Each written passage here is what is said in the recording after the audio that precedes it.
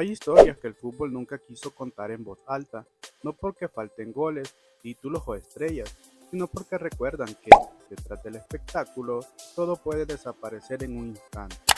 Esta es la historia de Chapecoense, un club pequeño de Brasil que pasó de la casi inexistencia a estar a punto de tocar la gloria continental, justo antes de enfrentarse a lo imposible.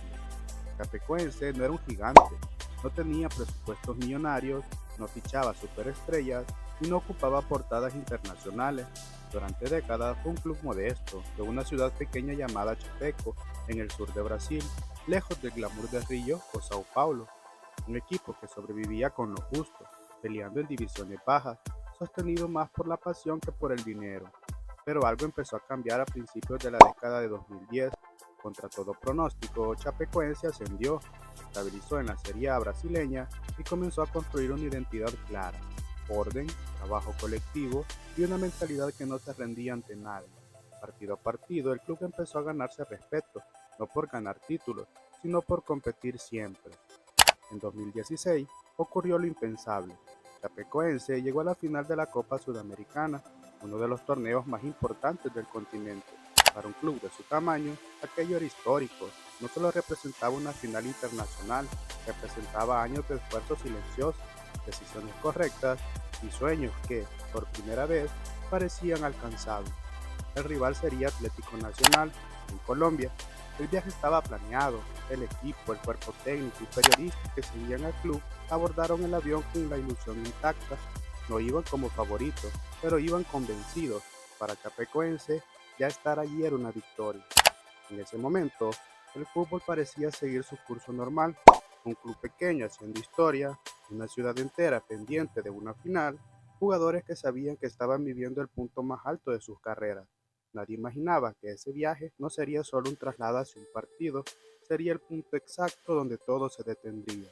Porque hay días en los que el fútbol deja de ser un juego y el mundo entero guarda silencio.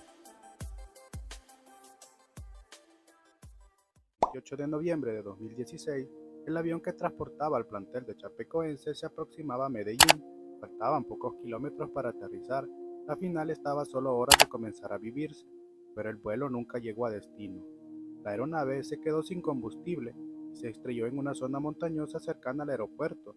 De las 77 personas a bordo, 71 fallecieron, entre ellas la mayoría del equipo, cuerpo técnico y periodistas que acompañaban aquella hazaña histórica. En cuestión de minutos, el fútbol dejó de hablar de táctica, de alineaciones y de pronósticos. El mundo entero comenzó a hablar de tragedia. Las imágenes ya no eran de celebraciones, sino de estadios en silencio. Las redes sociales, normalmente llenas de debates y burlas entre aficionados, se transformaron en mensajes de apoyo y luto. Clubes de todas partes del planeta enviaron condolencias. Los jugadores rivales, incluso históricos competidores, expresaron su respeto. Atlético Nacional, el equipo que debía disputar la final, hizo algo que quedó grabado para siempre: pidió oficialmente que el título de la Copa Sudamericana fuera otorgado a Chapecoense como homenaje. No fue un gesto deportivo, fue un gesto humano. Y el fútbol respondió como pocas veces lo había hecho antes. La Conmebol concedió el título al club brasileño, pero ese trofeo no era una celebración tradicional, era un símbolo. Representaba un reconocimiento a un equipo que había llegado más lejos de lo que nadie esperaba, y ahora ya no estaba completo para levantarlo. Chapeco, la ciudad, quedó paralizada. Miles de personas se reunieron en el estadio bajo la lluvia, en una vigilia que parecía imposible de describir. No había cánticos de victoria, había lágrimas, silencio y una sensación colectiva de incredulidad. Por primera vez en mucho tiempo, el fútbol dejó de dividir. No importaban colores, rivalidades ni ligas.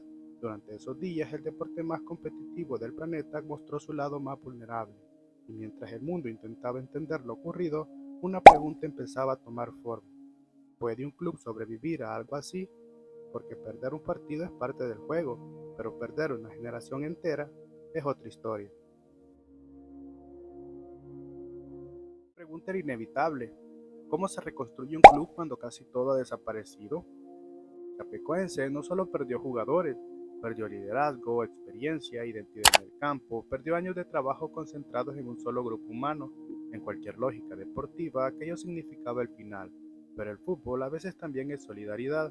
En los días posteriores a la tragedia ocurrió algo poco común en un deporte marcado por la competencia feroz. Clubes brasileños ofrecieron ceder jugadores gratuitamente. Rivales directos propusieron no descender a Chapecoense durante las siguientes temporadas. Futbolistas aceptaron fichar sin condiciones económicas exigentes. La reconstrucción no fue inmediata, pero comenzó. El club tuvo que tomar decisiones difíciles, apostar por jóvenes, reorganizar su estructura, reaprender a competir sin caer en el peso constante del recuerdo. Cada partido ya no era solo un encuentro deportivo, era un acto simbólico de resistencia.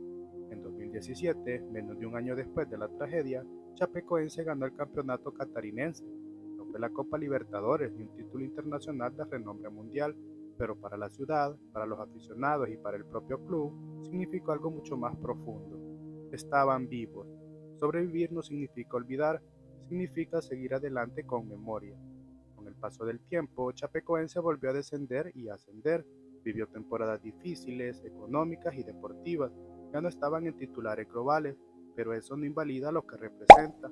Hoy, cuando se habla de resiliencia en el fútbol, el nombre de Chapecoense aparece inevitablemente, no como una historia de tragedia, sino como una historia de continuidad, de un club que entendió que el fútbol es más grande que una generación, más grande que un resultado, incluso más grande que una final.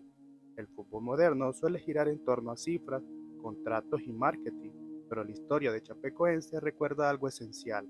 Antes que industria, es comunidad. Antes que espectáculo, es personas.